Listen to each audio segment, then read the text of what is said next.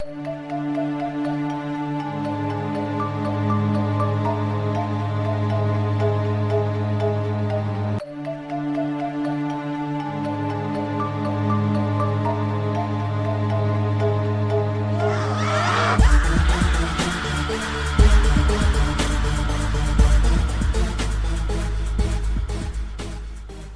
we're going to take another look at urban legends, huh, Mike? Yeah, why not? They're fascinating. Yeah, it's always fun to see what sort of spooky, scary stories are real and which ones are not. And surprisingly, a lot of these have some background in truth. Yes, and I'm glad to hear that. I mean, I'm not for the unfortunate victims. Well, no, just to strengthen these legends. I mean, we all have them. I mean, it's interesting having kids and having them tell stories that people tell at school. They still exist. Yeah, and then they tell it, and they think it's the first time ever telling it, and they're telling you, and you're just looking at it like, oh. Exactly. No, that's not real. Yeah, it is. Bill's cousin told me that his uncle was chased by a guy in his car with a hook hand, and no, he didn't. And let me explain to you why. Sit down, little child. I'm going to do you some learning. And in this scenario, you, the listener, are the child that I'm going to be doing some learning. Chances are you might already know this stuff, so if you do know this stuff, just humor me. Pretend that you're getting some learning done. And say, thank you for giving me the learning. And I will say you're welcome for learning you. And then you can give me an apple, and I'll give you a gold star, and we'll have a parent-teacher conference, and I'll tell your parents how good of a I'm getting way off topic here. We're talking about urban legends, not your parent-teacher conference. Although if your parents would like to set up a conference, they can send an email to Aldo Poe, and he'll arrange that. So, what's the first urban legend that you heard that you can remember anyway? I'm pretty sure it was the Hook. That one varies so much. What was the version that you heard? The version that I heard was the one where Susie and Tommy are making out in the car, and they keep hearing this sound. And Tommy goes out to investigate. There's nothing there, so he comes back in. They turn the radio on, and they start getting hot and heavy again. And then the announcement on the radio comes through saying that there's been a mental patient escaped from the local asylum, and he's considered armed and dangerous, and he has a hook for a hand, yada, yada, yada. They hear the noises again. Tommy goes out. This time he doesn't come back. And then she starts hearing the sounds scraping on the roof.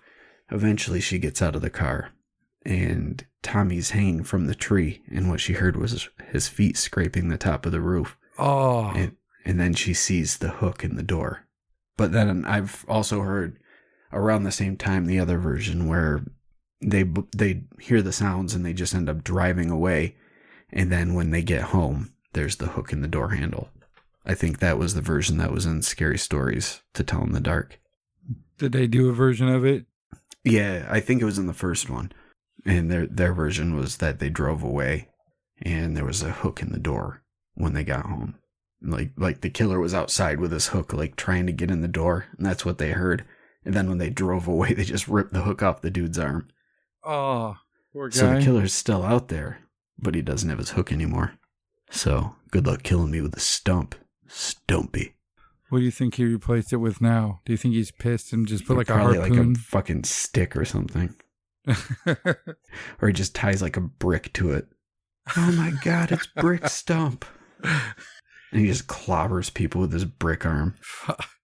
I never really heard of a Hookman story where I was growing up, or at least when I was a kid. Where I was a kid.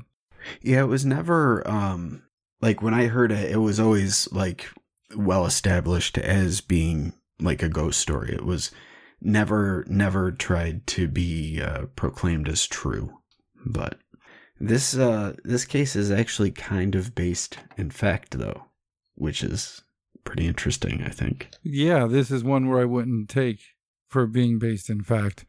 Yeah, but the hook was added, but there was a case. There's actually two cases that the story is kind of based on, and the urban legend itself goes back to the late 50s, early 60s, But in 1942, there was a man named Clarence Hill, who he was a former, he was in the military, and he was convicted for murders in Pennsylvania. And what he would do is creep up on cars that were parked and shoot them through the windows. Huh. And that was being used by parents to scare their kids into not parking and going to make out. But there's actually another case called the Texarkana Moonlight Murders. And that was also kind of based on that. And it also was the basis for a movie called The Town That Dreaded Sundown. I've heard of this movie. But the Texarkana Moonlight Murders, that it was, I guess, 8 people were attacked within a period of 2 months, and 5 of the people that were attacked were killed. And it always happened on weekends, and it always seemed to be a couple that was parked in a car.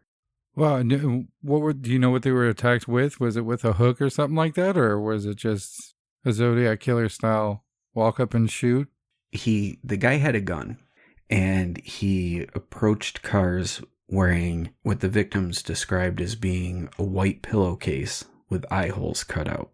And he approached the car that the first couple, and we know what happened because there was a survivor, but he approached on the driver's side and he shined a flashlight in the window. And the first couple was Jimmy Hollis and Mary Jean Larry. And Jimmy Hollis told when the guy was shining the window and he thought he was being pranked, so he rolled the window down and he basically told the guy he had the wrong person and to go fuck off somewhere. And the guy responded with, "I don't want to kill you, fellow, so do what I say."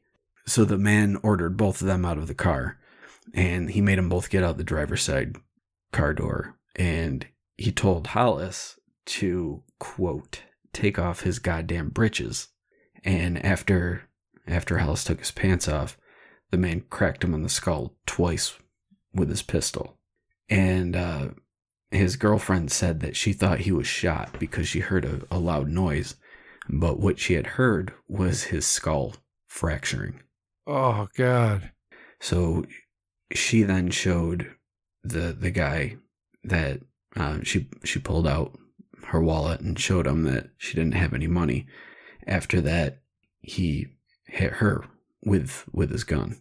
And then he told her to stand up, and she did. And then he told her to run. So she tried to run towards a ditch, but he told her to run in a different direction up the road.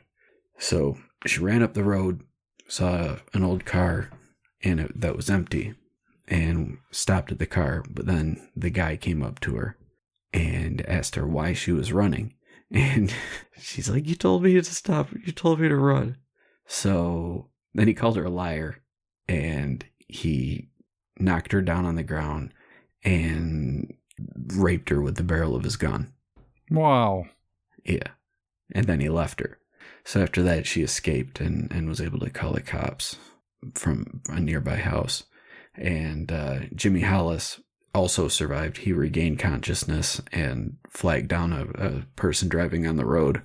And they drove him to a local funeral home, and he called the police. So the first 2 people that were attacked survived.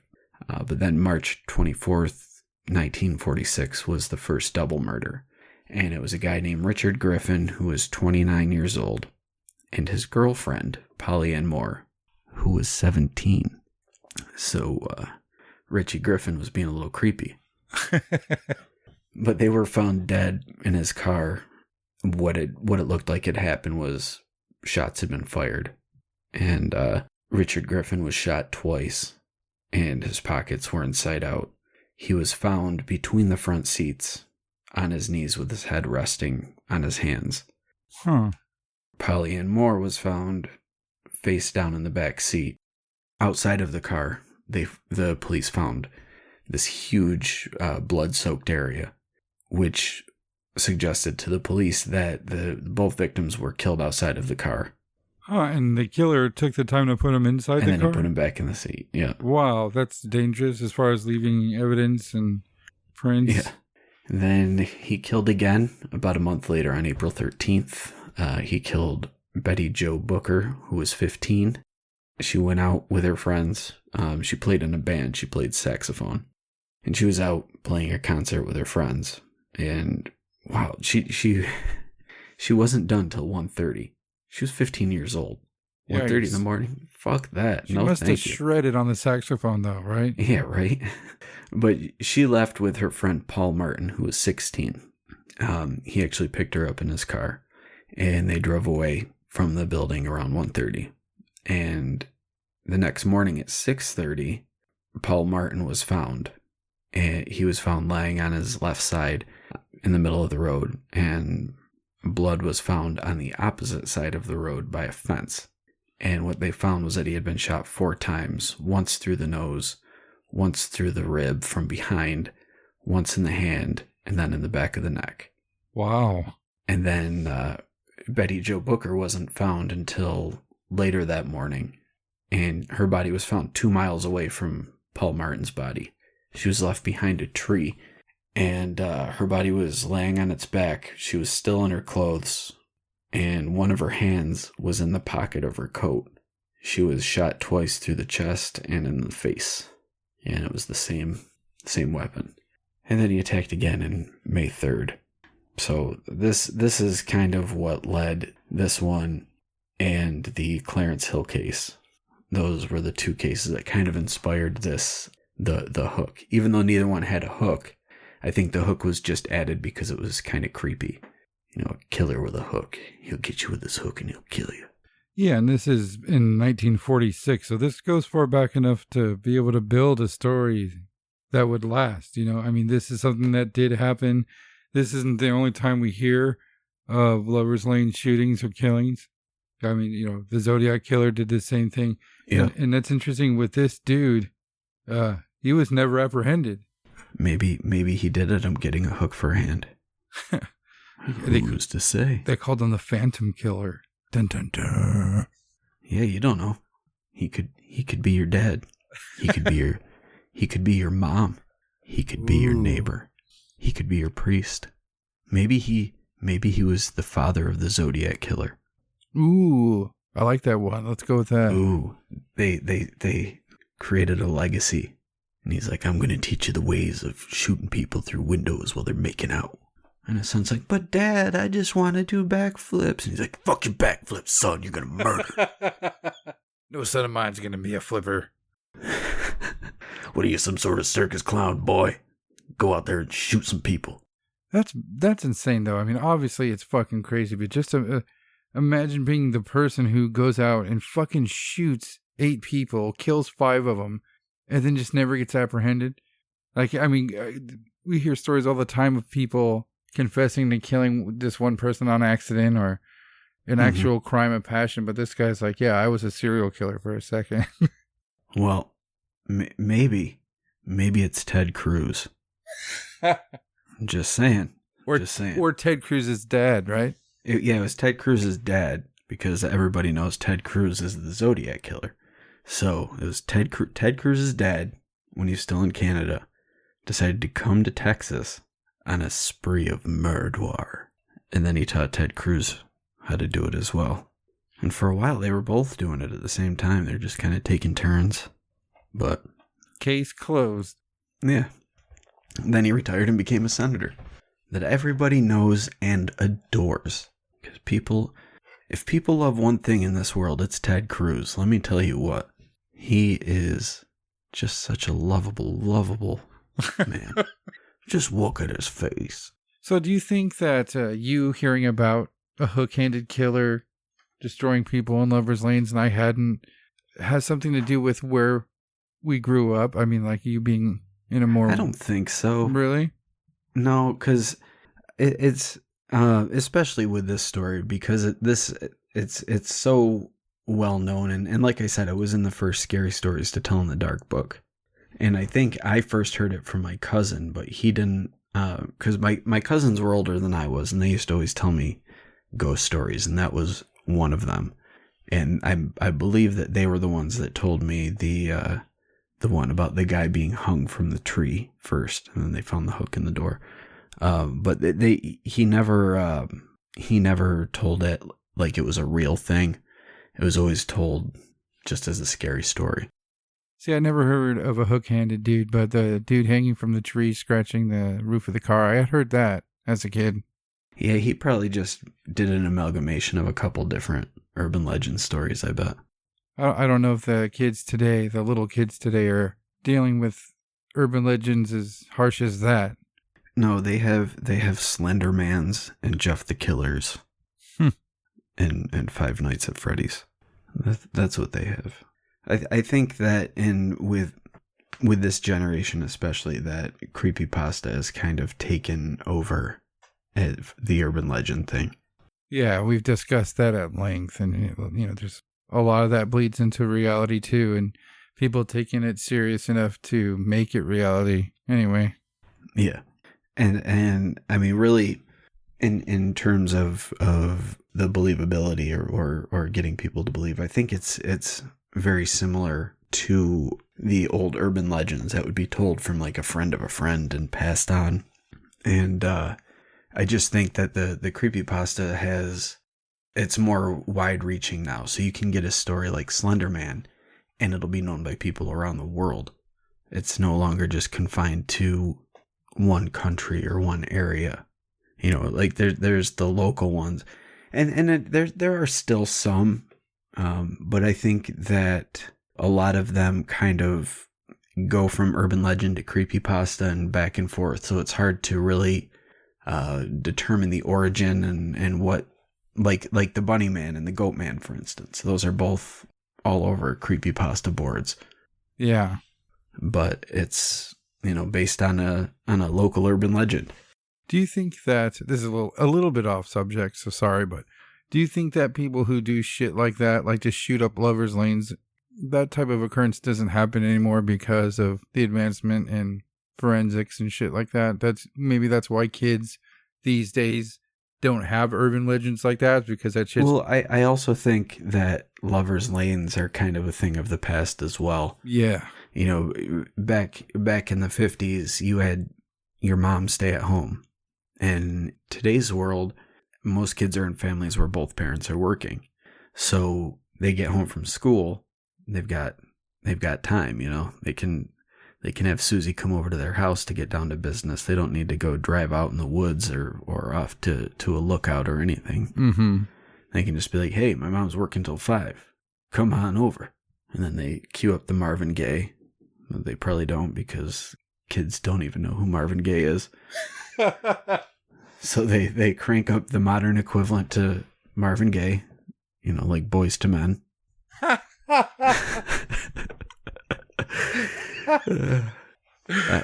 don't know what the kids are listening to. I don't know what the sexy music of the day is. Oh, shit. But in my head, it's I'll Make Love to You by Boys to Men. That's what the kids are listening to these days. Boys to Men. Let's just go with that so we don't feel too old. Yeah. No, not old at all. Very young. I'm hip. I'm in the know. I'm really just an old dad hurtling towards 40. Motherfucker. Pretty soon, what we do doing this podcast isn't going to be cool anymore. It's going to be sad. I never knew that it was cool. I thought it was. I thought it always was kind of sad. Every time I finish a podcast, I cry to myself and shower. So this is what your life has become. Yeah, I'm dirty and sad. Every now and again, I'll just hold the razor over my throat, just be like, is today your day? No, we're not that sad and dirty yet. Another 5 years. Yeah, I keep eyeing the revolver. Like, oh, someday, revolver. But today ain't your day. How quickly this devolved and spiraled out of control. So Bloody Mary is probably the first one that I ever heard of. Oh, yeah. I don't know why I didn't think of Bloody Mary. That's a good one, too. I fucking love that. Okay, so what does your Bloody Mary do? I don't even remember. The one I do remember, and it's what scared me the most. If they were going to kill me, fine. But the story is that you say her name, what is it, 3 or 5 times? That number, 3 times, typically. I've heard 7. That's a lot of times. Yeah. Like, I mean, shit. If she doesn't answer the first 2, I can understand maybe she's doing other things. But by the 3rd time, you think she'd get annoyed enough and just be like, what? What the fuck do you want? Leave me alone. But at 5, I think she's going to become murderous. And at 7, I think you just fucked your whole family over. You don't want to annoy a fucking bloody ghost. See, that's one thing that I didn't think about when it came to Bloody Mary as a kid, because in her story, she would take you into the mirror wherever she came from. So for me as a young kid, really, really young kid, that made me question, like, well, is that another type of dimension she takes you to? Pull you into the mirror dimension. Oh, shit. Yeah. That's like some Twilight Zone stuff. Exactly. That's awesome. My story was just that she appears, and that was scary enough. Like, just the thought of being in a dark bathroom and then looking in the mirror and there's a fucking bloody ghost looking at you.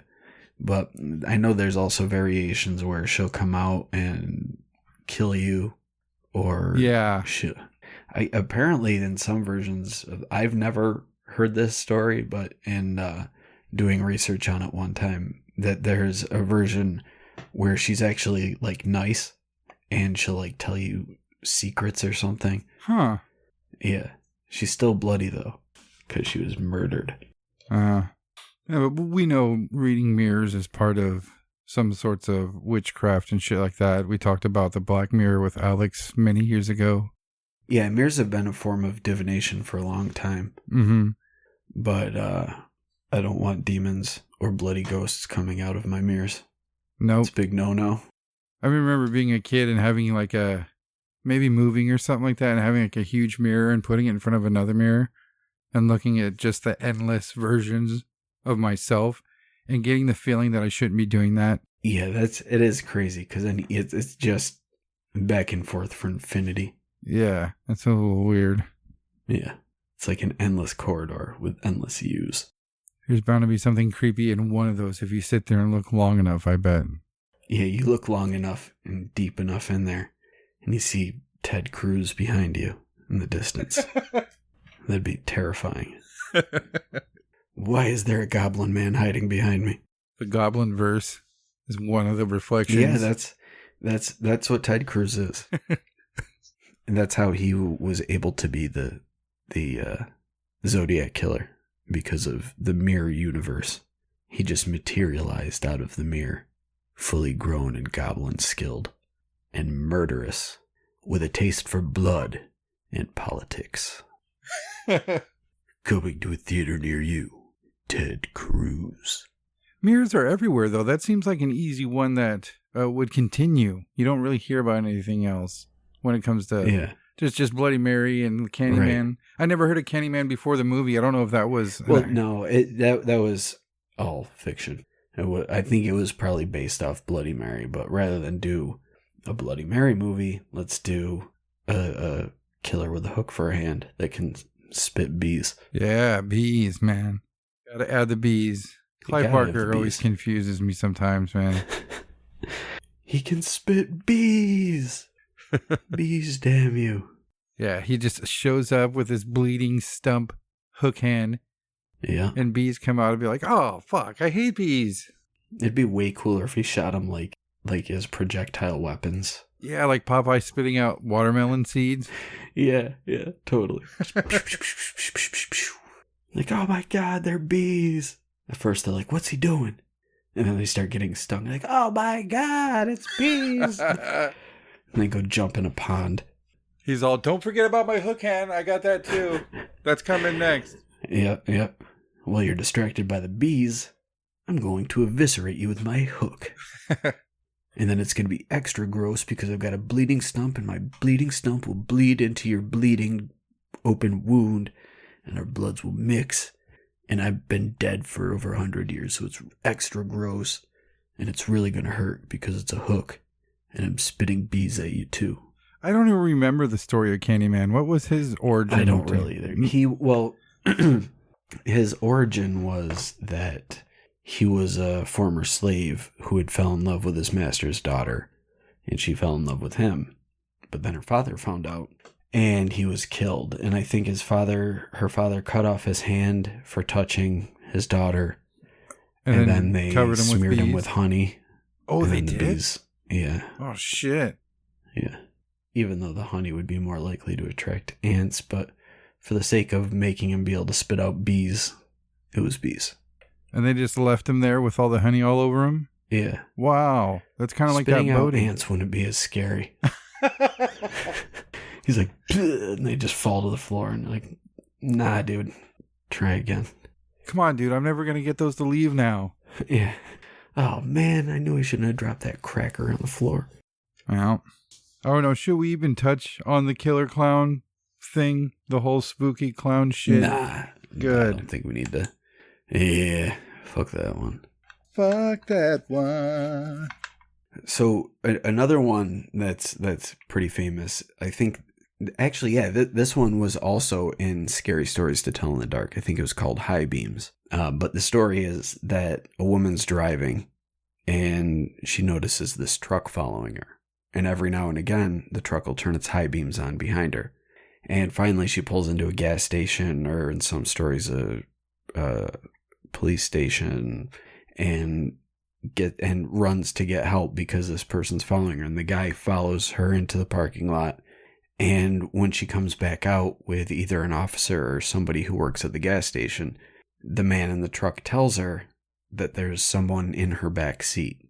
And every time the killer got up from the back seat to try to strangle her, he would turn the high beams on and the guy would duck back down. So then they call the cops and the cops arrest the guy and take him away. Or in some cases, he escapes to Murdoir again. But this story is pretty old, but there is one true case of a killer in the back seat, and it happened in 1964 in New York City. And there was a murderer who escaped from jail, and he got out and tried to hide in the back seat of the car. But the guy made a poor choice of cars, because the car that he broke into to hide in was the car that belonged to a police detective. Nice. Who promptly saw him and shot him. So he wasn't, the high beams thing, I think, is just part of the story. I think the real point of the story is to look in your back seat, because most of these urban legends, at least the classic ones, all have like a moral driving force behind them.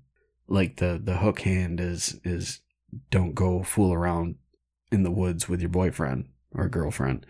And this one is always look in your back seat because someone could hide there.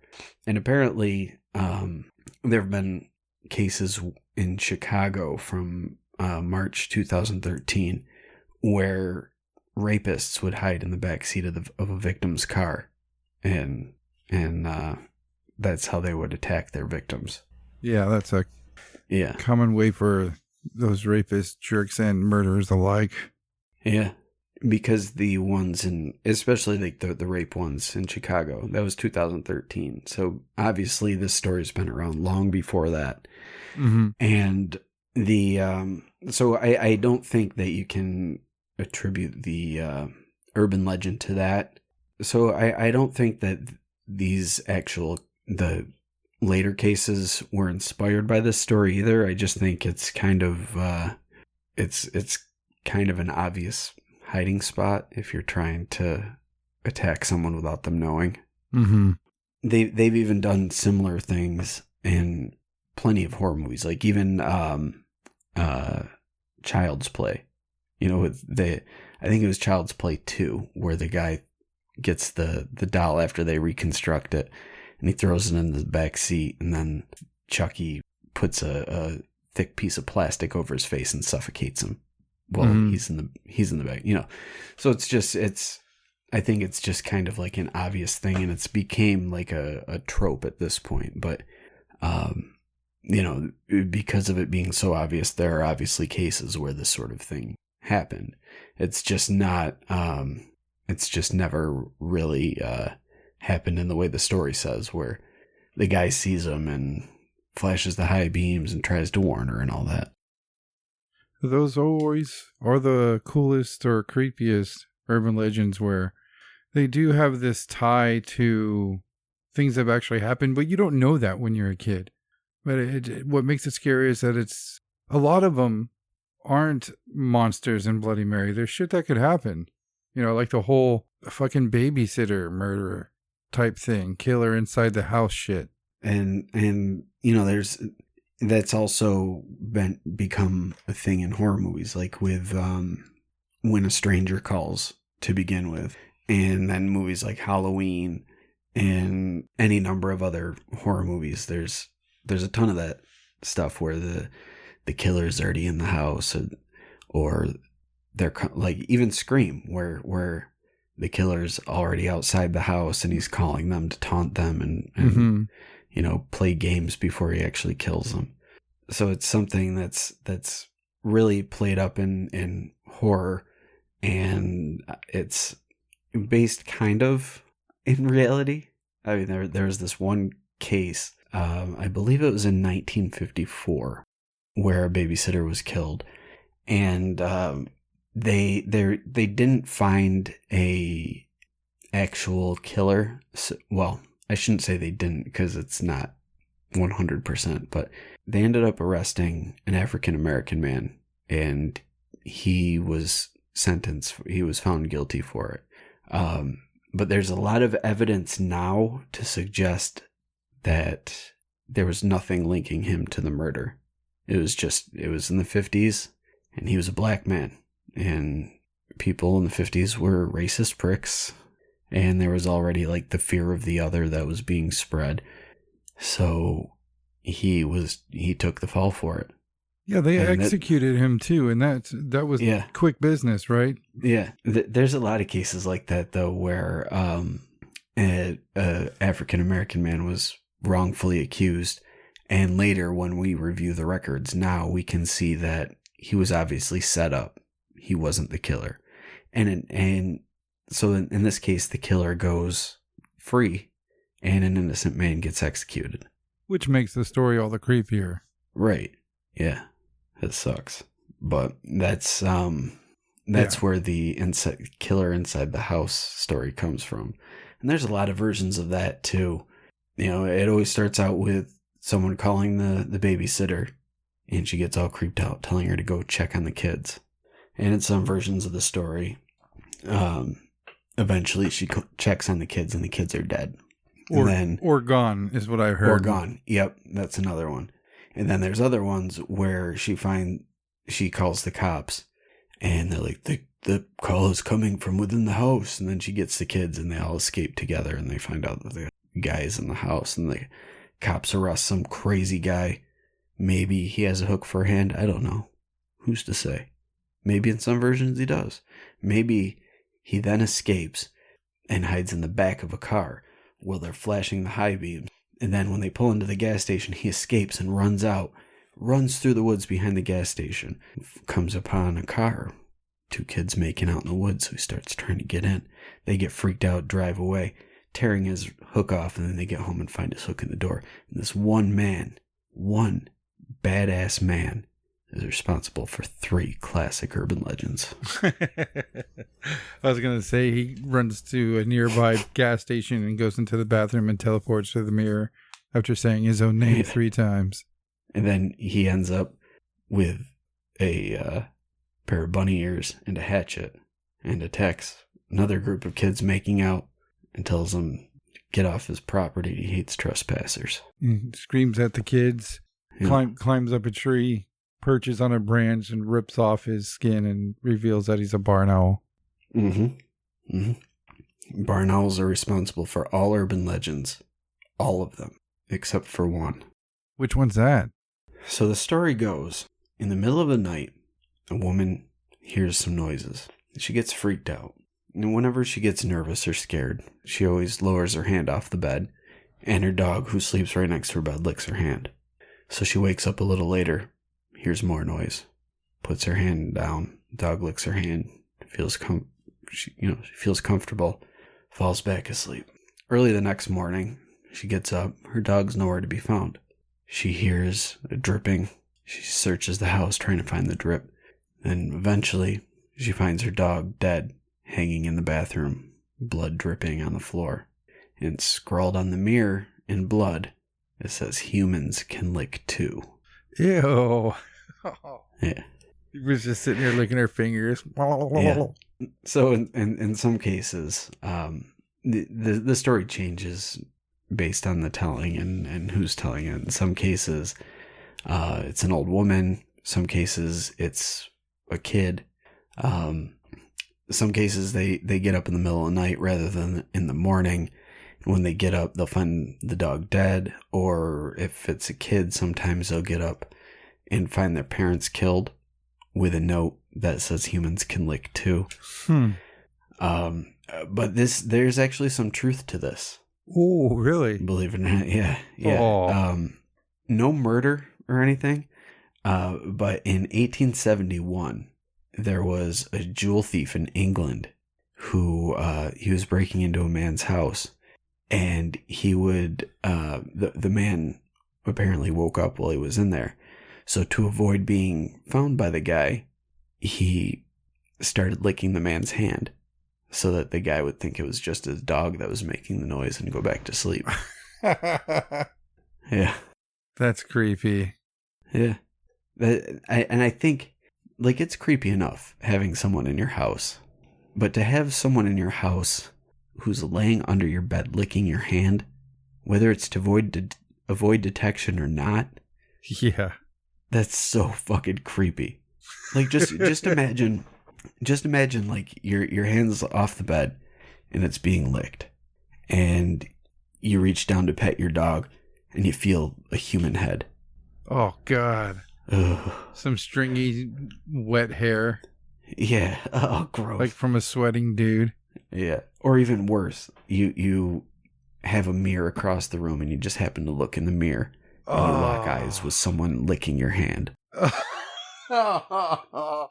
That is awful, dude. Yeah, that's terrifying. Like, what do? Do you pretend you didn't? Like, pretend you didn't see it? Is that what you're gonna say? Yeah. You lock eyes with him, and he's still licking your hand. Like, at that point, what do you do? Because he knows you see him. He's still licking your hand. What the fuck do you do? Oh my God! See, first off, I wouldn't be 100% sure that was a human being. You know? Yeah, it was Ted Cruz under my bed, licking my hand.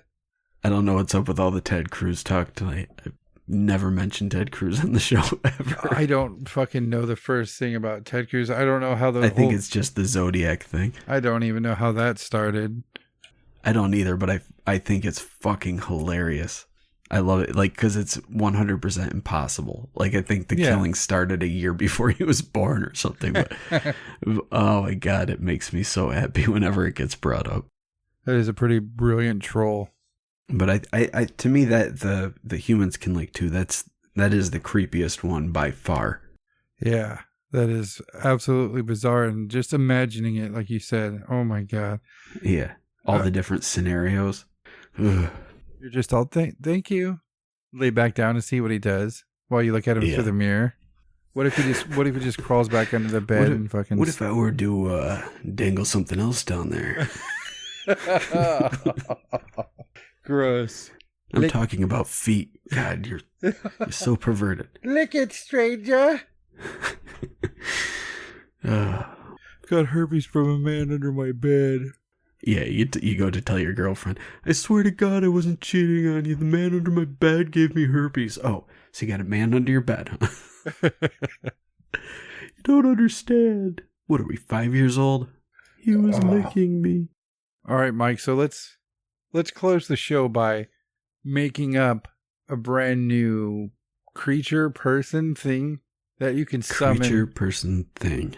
Either or that you can summon through the mirror. We gotta come through up, a mirror? Yeah, like Bloody Mary and Candyman and shit. We gotta give it a cool name and everything. Iago the Death Pirate. You turn off the light and you say, I wants me doubloons. You have to say it 3 times. And upon the 3rd time, before you even utter doubloons, a skeletal arm holding a pirate saber juts out from the mirror and stabs you in the face. Oh God, it's gonna murder you? Yeah, because you're telling him that you want your doubloons, but they're his doubloons. And he's not going to part with them. Whether he's dead or in a mirror dimension, he doesn't give a fuck. You try to take his doubloons, he's stabbing your face. See, kids today are too smart for that. They're not going to do anything that's going to instantly kill them. Let's do something to where, like, he'll trade you doubloons for blood, and you have to measure your greed and hope you don't bleed out. He'll trade you doubloons for Pokemon cards. You must survive a battle of Pokemon Go. Yes. I will trade you my Pikachu. All right, so Iago, but he's Iago the Death Pirate. You can't be Iago the Death Pirate if you're not gonna bring the death. That's true. Okay. Okay. All right. I got a new thing. So it's not gonna kill the kid instantly. Iago the Death Pirate doesn't stab you in the face. He reaches his hand out, his skeletal hand, and he boops you on the nose.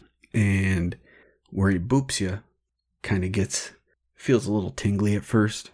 And it feels like a burning sensation. And then you have this festering wound on the tip of your nose. But that festering wound ends up growing and spreading until eventually you yourself take on the appearance of a rotting corpse until your body finally falls apart and you fall into a pile of bones and dust. That's because it. You were fingered by the Death Pirate. I love it. That's what we're going with. All right. So Iago the Death Pirate, you look in the mirror and say, I wants me doubloons 3 times. He boops you on the nose, and then you rot to death. So if there's a really cool one or unique one that you guys heard about growing up, please let us know. I want to hear about some different ones. Me too. Share the love. And if you guys have another idea for an original urban legend that is not a pasta that's creepy, that would be awesome if you shared it with us or illustrated it or sang a song about it. Yeah, sing a song about Glocknar, the sea demon that comes through your toilet drain when you shit after drinking vodka. Only vodka though, and it's only well vodka. Yeah, none of the good stuff keeps him away. He wants your Bartons. He wants your Nikolai. He wants your Mr. Boston. Your Winner's Cup. He wants it all. He wants the shittiest vodka you can shit out. Shitty shit vodka. Thank you for listening to the Whatcast. You can find us on Twitter, Instagram, Facebook, iTunes, and YouTube. Enjoy the podcast. Get yourself a Whatcast t-shirt or a sticker pack. Who was that dude on that one episode? Try the links in Homie's page. All this and more can be found at www.thewhatcasters.com. Thanks again for listening and have a great week.